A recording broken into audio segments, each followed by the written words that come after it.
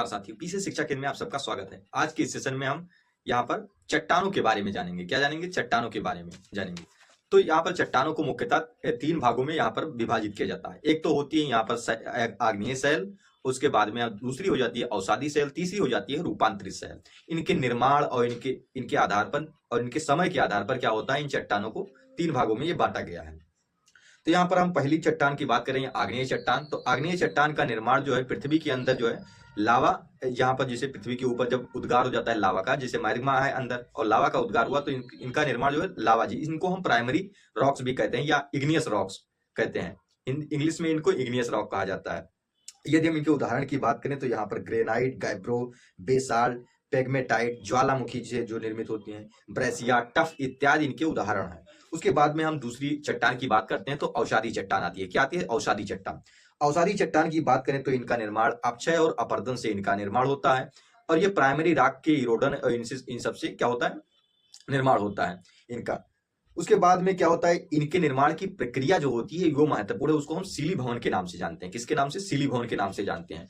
और इनकी बात करें तो उदाहरण इनका हो जाता है बलुआ पत्थर, चूना पत्थर, सेल, लोयस, सिल्ट हो जाती हैं, कोयला हो जाता है, खड़िया हो जाती हैं, श्रृंग पत्थर हो जाते हैं, हेलाइट हो जाती हैं। ये सारी की सारी क्या है, अवसादी चट्टानें। इनको हम सेडिमेंट्री रॉक्स के नाम से भी जानते हैं।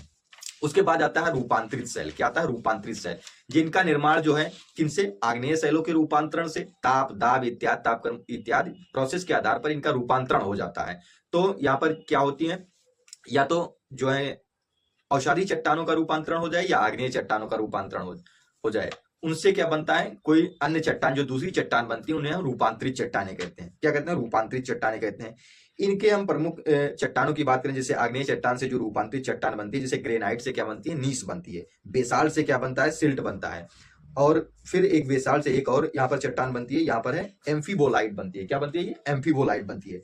उसके बाद में जो अवसादी चट्टानों से यहाँ पर रूपांतरित चट्टान बनने की यहाँ पर बात करें तो यहाँ पर सेल जो होती है, सेल से बनता है सेल्ट बन जाता है। चूना पत्थर से संगमरमर बन जाती है। चाक एवं डोलामाइट से संगमरमर बन जाता है। बलुआ पत्थर से क्वार्टजाइट बन जाती हैं। तो यहाँ पर ये हो गई रूपांतरित चट्टानें। तो हमने आपके साथ जो अभी तक चर्चा की, इसमें हमने तीन चट्टानों के बारे में चर्चा की। इन्हीं मतलब जो हमारे पृथ्वी पर यहाँ पर चट्टानें पाई जाती हैं क्रस्ट में, यहाँ पर जो भूपर्पटी है, तो इनको मेजरली कितने भागों में? तीन भागों में बांटा जाता है। एक तो हो जाती है इग्नियस रॉक, और एक हो जाती है यहाँ पर सेडिमेंट्री रॉक, और तीसरी हो जाती है ट्रांसफॉर्मेटरी रॉक। तो यहाँ पर तीन चट्टानें हैं, तो इनको हमने अभी पढ़ लिया है। तो आशा करता हूँ आप लोगों को ये इन्फॉर्मेशन पसंद आई होगी। ये पसंद आई तो लाइक, सब्सक्राइब और शेयर जरूर करें। धन्यवाद।